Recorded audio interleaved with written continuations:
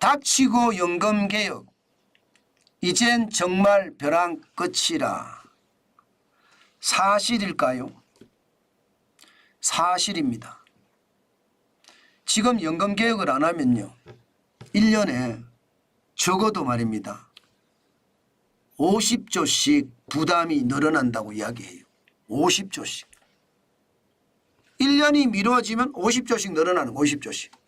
예, 50조씩 늘어납니다. 그러면 지금 연금개혁을 해야 될까요? 아니면 안 해야 될까요? 저는 당연히 해야 된다고요. 정답으로 갈 수는 없을지 모르겠어요. 그러나 차선책이라도 연금개혁을 하는 게 맞습니다. 여러분 지금 여당 야당 팽팽하잖아요. 예, 지금 여당안 야당안을 보면 현재 9%의 보험료율이 13%로 올린다. 굉장히 놀라운 일이 사실은 벌어진 거예요. 여야가 13%에 맞췄다는 이야기는 여러분 뭔가 합의점이 있다는 뜻이에요. 그런데 소득 대체율에선 차이가 납니다. 예, 2023년은 지금 현재는요 42.5%인 소득 대체율, 여당하는 44%고요 야당하는 45%입니다. 사실상 보면 이게 많은 차이거든요. 많은 차이. 40년 정도 연금을 부으면 말입니다 100만 원을 받는다고 쳤을 때 소득 대체율은요 100만 원 벌었던 거 있잖아요. 그중에 예, 이게 야당 안은 45만 원 받는다는 뜻이고요. 여당 안은 44만 원 받는다는 뜻이 많은 차이밖에 안 납니다. 그런데 이게 지금 21대 국회에서 이게 없어질 판이에요. 없어질 판이에요. 지금 기금고갈은 2055년에서 2063년이나 2064년으로 미룰 수 있는 그나마 10년을 미룰 수 있는 그런 기회거든요. 그런데 그 기회가 지금 무너지고 있는 느낌입니다. 저는 닥치고 연금개혁이라고 한 게 저는 당연하다고 생각합니다. 지금 이대로면요. 예, 이대로면 앞으로 지금 적자를 보면 예, 이게 여러분 이게 수가 조금 틀렸는데요. 이 전체란 내용이 좀 틀렸는데요. 전체가 아니고 2093년입니다. 2093년. 2093년에 가면 국민연금의 누적 적자가 이경 1656조나 됩니다. 난리도 아니죠. 진짜 난리도 아닙니다. 이경이에요. 이경. 예, 2093년에 가면. 그러면 여러분 이거 개혁을 해야 될까요? 안 해야 될까요? 지금 말입니다. 야당안이나 여당안 어느 안을 가져오더라도요.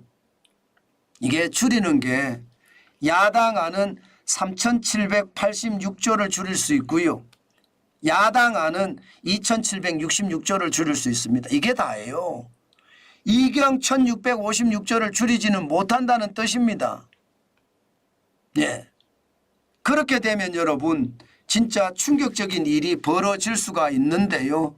시장은 제가 보기에 예, 진짜 충격적이라고 저는 느껴지는 겁니다.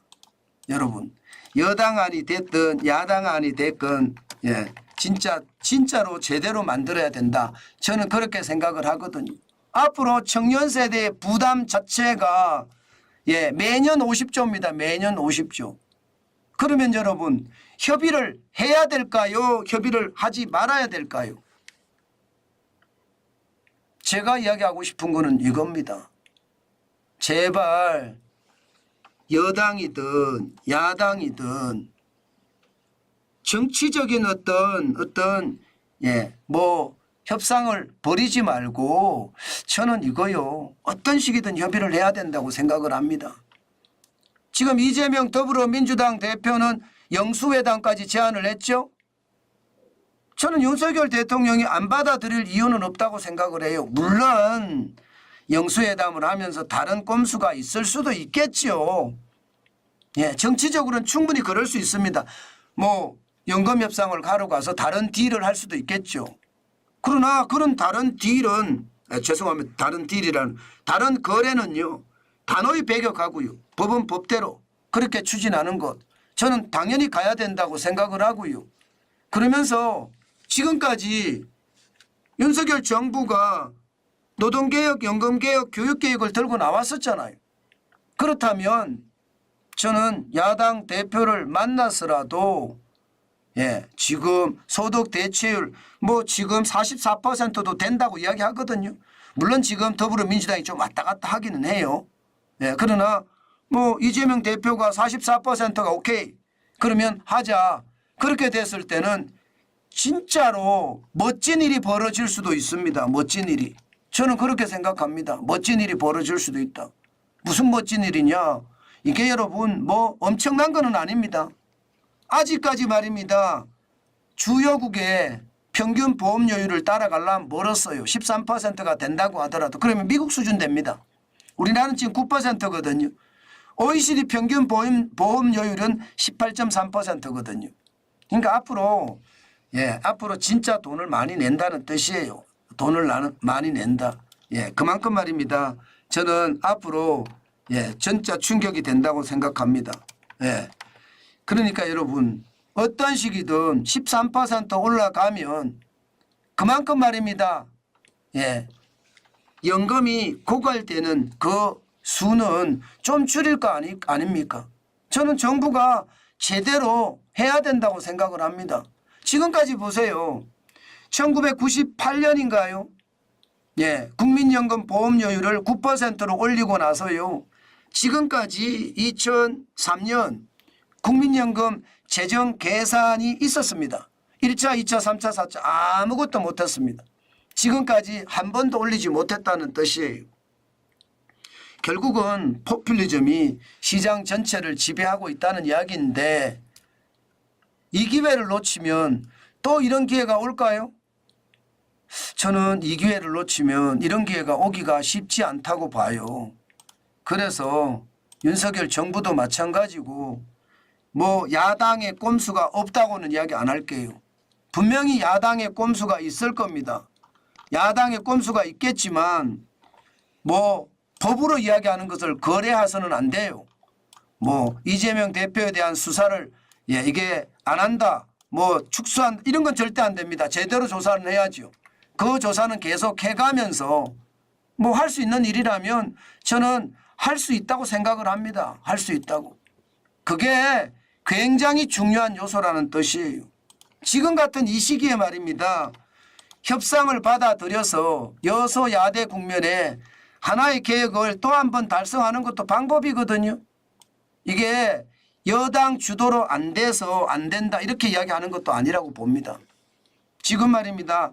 이번에 이거 있잖아. 이번에 협상하려고 하는 것도 사실은 이게 완벽하지는 못하다고 제가 말씀을 드렸잖아요. 이게 2064년 10년 뒤로 미루는 거니까 또 협상해야 됩니다.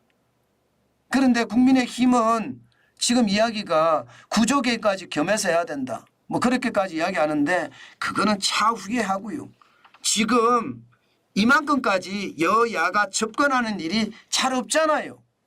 그럼 일단 단기적으로 이렇게 접근을 했으니까 받아주고 그다음에 구조개혁을 하면서 계속 변해가는 것. 그게 국가와 국민을 위하는 길 아닐까요? 지금 이대로면 청년 세대에게 매년 50조 부담이에요. 50조. 개혁이 지연되면 지연될수록 말입니다. 그만큼 매일 야당은요. 지금 이야기하는 게 매일 막 엄청나게 달라진다고 생각을 합니다. 그러니까 여러분 여야가 저는 제대로 된 협상을 하고 그 협상을 가지고 다른 거 필요 없습니다. 국가 지도자는요. 오로지 당리 당략도 있겠지만 국가와 국민을 먼저 생각하는 것. 저는 그것도 지금 꼭 필요한 요소가 아닐까. 저는 그렇게 생각합니다. 물론 국민연금 보험료율이 올라가는 거 부담스럽죠. 안 그래도 많이 냈으니까 부담스럽죠. 그렇지만 지금이 기회다. 그 기회를 놓치면 다시 그 기회가 올까 당연히 그렇게 생각할 수밖에 없을 것 같습니다. 저는 여야가 이 기회를 놓치지 말고요. 일단 협상하고요. 또다시 개혁의 방향을 트는 것 저는 굉장히 중요한 요소다. 그렇게 저는 생각합니다.